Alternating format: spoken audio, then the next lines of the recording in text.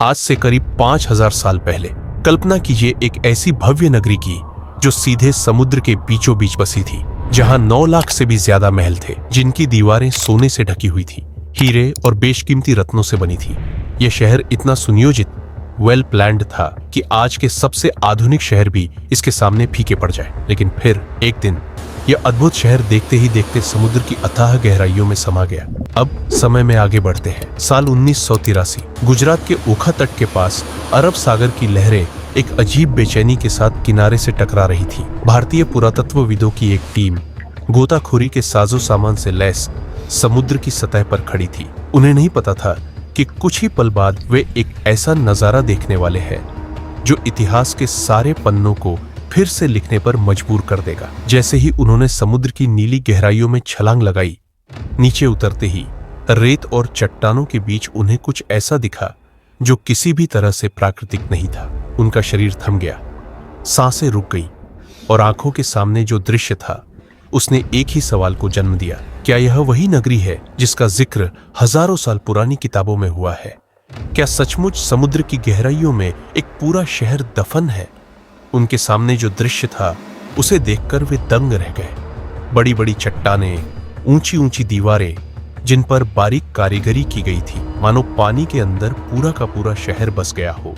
यह कुछ और नहीं बल्कि यह थी श्री कृष्ण की डूबी हुई नगरी द्वारका।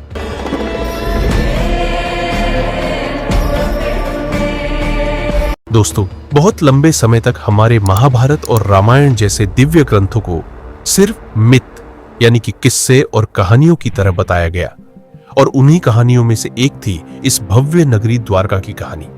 इसे भी बहुत समय तक एक काल्पनिक कहानी ही माना गया। लेकिन जब 1983 में डॉ.एस.आर. राव और उनकी टीम ने इस नगरी को खोज निकाला तो इसने उन सभी लोगों को सोचने पर मजबूर कर दिया जो इसे सिर्फ एक कहानी मानते थे। एस.आर. राव ने विस्तृत पुरातत्व सर्वेक्षण और रिसर्च के बाद यह साबित कर दिया कि यह वही द्वारका नगरी है जिसका वर्णन महाभारत और हरिवंश पुराण में मिलता है। तो आखिर ऐसा क्या हुआ कि द्वारका जैसा इतना समृद्ध शहर एक ही झटके में पानी के अंदर समा गया?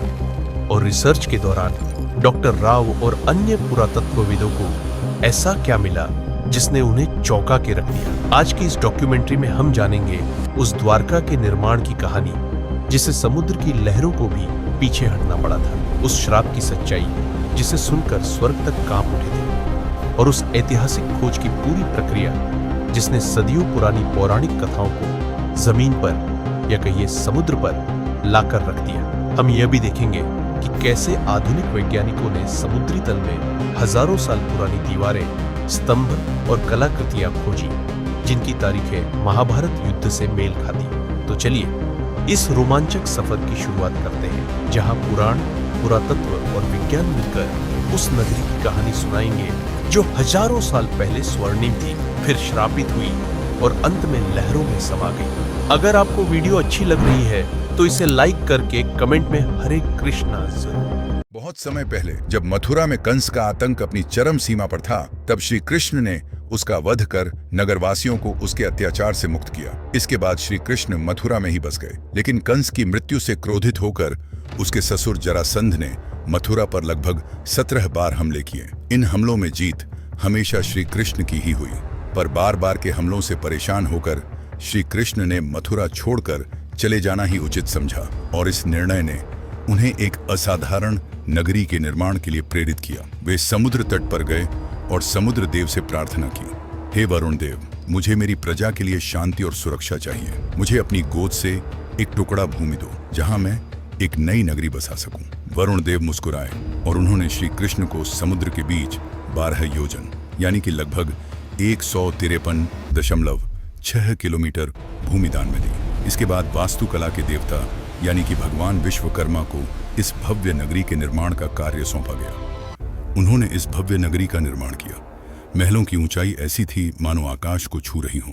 दीवारें सोने की और फर्श चांदी के थे। नगर के चारों ओर विशाल द्वार थे, इसीलिए इस नगरी का नाम पड़ा द्वारका यानी द्वारों का नगर। हवाओं में सुगंधित फूलों की खुशबू थी, गलियों में मोर नाचते थे, और बीचों बीच बना श्री कृष्ण का महल ऐसा लगता था मानो स्वर्ग पृथ्वी पर उतर आया हो। भागवत पुराण के अनुसार द्वारका में कुल 900 से भी ज्यादा भव्य महल थे, जो चंद्रकांत, हीरा, मणि और सोने से बने थे। यह नगर केवल सुंदर ही नहीं, बल्कि पूरी तरह आत्मनिर्भर था, जो उस युग में एक चमत्कार थी। लेकिन यह अंत नहीं था। अब शुरू होने वाला था वह अध्याय जिसने द्वारका को हमेशा के लिए बदल दिया। गांधारी का श्राप और यदुवंश का विनाश। महाभारत का युद्ध समाप्त हो चुका था। अपने 100 पुत्रों की मृत्यु देखकर गांधारी का हृदय क्रोध से भर उठा। उनका मानना था कि यदि श्री कृष्ण चाहते तो यह युद्ध नहीं होता। क्रोधित होकर गांधारी ने श्री कृष्ण को श्राप दिया, जिस प्रकार मेरे वंश का विनाश हुआ है, ठीक उसी प्रकार तुम्हारे भी वंश का विनाश हो जाएगा। इस श्राप ने यदुवंश के विनाश की नींव रख दी। लेकिन एक और कारण था जिसके चलते द्वारका का विनाश हुआ। एक बार द्वारका के पास पिंडारक नामक स्थल पर विश्वामित्र, वशिष्ठ, नारद और दुर्वासा जैसे महान ऋषि मुनि पधारे। श्री कृष्ण के पुत्र सांब और कुछ मित्रों ने शरारत करने की सोची। सांब ने एक गर्भवती स्त्री का रूप धारण किया और उन ऋषियों के पास पहुंचे। सांब और उसके मित्र उनकी तपस्या भंग कर उनसे अपने होने वाले बच्चे के बारे में पूछने लगे। ऋषियों को सब कुछ पता था। अपमानित महसूस कर उन्होंने सांब को श्राप दिया, तुम एक लोहे के मूसल हथियार को जन्म दोगे, जो यदुवंश के विनाश का कारण बनेगा। कुछ ही दिनों बाद सांब ने एक भारी भरकम मूसल को जन्म दिया। यदुवंशी डर गए। राजा उग्रसेन ने उस मूसल के छोटे छोटे टुकड़े कर समुद्र में फेंकने का आदेश दिया। लेकिन जैसे ही वे टुकड़े पानी में फेंके गए, एक विशाल मछली ने उन्हें खा लिया। कुछ समय बाद जब मछुआरों ने उस मछली को पकड़ा तो उसके पेट से वही लोहे के टुकड़े निकले, जो उन्होंने एक जरा नामक शिकारी को बेच दिया। उधर द्वारका में गांधारी के श्राप का असर दिखाई देने लगा था।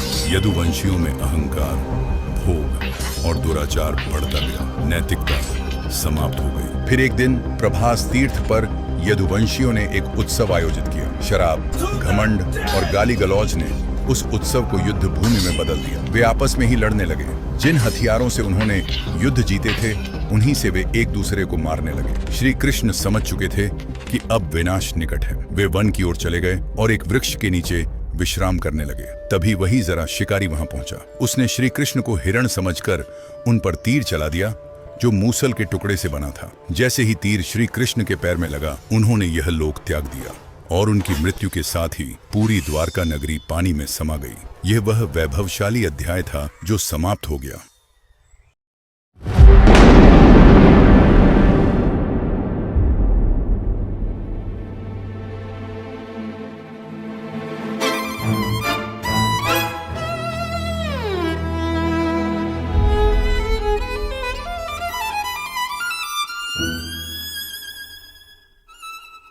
लेकिन क्या यह वाकई में अंत था? बहुत लंबे समय तक द्वारका को सिर्फ एक पौराणिक कहानी माना जाता था। लेकिन यह सोच पहली बार 1930 के आसपास तब हिली, जब कुछ मछुआरों और पायलटों ने समुद्र के नीचे अजीब से पत्थरों और सीधी रेखाओं जैसी आकृतियों को देखने की बात बताई। फिर आया साल 1979, जब भारत के शुरुआती समुद्री पुरातत्वविदों में से एक डॉ.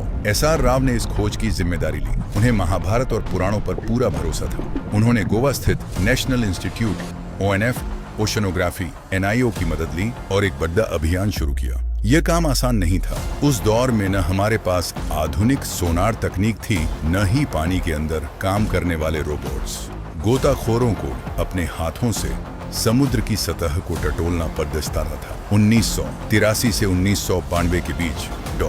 राव की टीम ने 12 बार समुद्र में जाकर खुदाई की और एक एक करके ऐसे सबूत सामने आए जिन्होंने पूरी दुनिया को चौंका दिया। समुद्र के तल से 30 मीटर नीचे 560 मीटर लंबी पत्थर की दीवार मिली, जो किसी शहर की रक्षा दीवार लगती थी। 30 से ज्यादा पत्थर के खंभे मिले, जो शायद किसी भव्य महल का हिस्सा रहे होंगे। ऐसे लंगर एंकर्स भी मिले, जो बताते थे कि यह जगह एक प्राचीन बंदरगाह रही होगी। और सबसे बड़ा सबूत मिट्टी के बर्तन और अन्य कलाकृतियां मिली, जिनकी कार्बन डेटिंग से पता चला कि ये 1500 ईसा पूर्व से लेकर 3000 ईसा पूर्व के बीच की थी। यानी यह वही काल था जो महाभारत युग से मेल खाता है। लेकिन दुनिया के कई इतिहासकारों ने इसे मानने से इनकार कर दिया। उन्हें यह सिर्फ एक धार्मिक प्रचार लगा। तब डॉ. राव ने साफ कहा, मैं ग्रंथों को धार्मिक किताबें नहीं, ऐतिहासिक दस्तावेज मानता हूँ। जब रोम और एथेंस जैसे शहरों की खुदाई हो सकती है तो द्वारका की क्यों नहीं?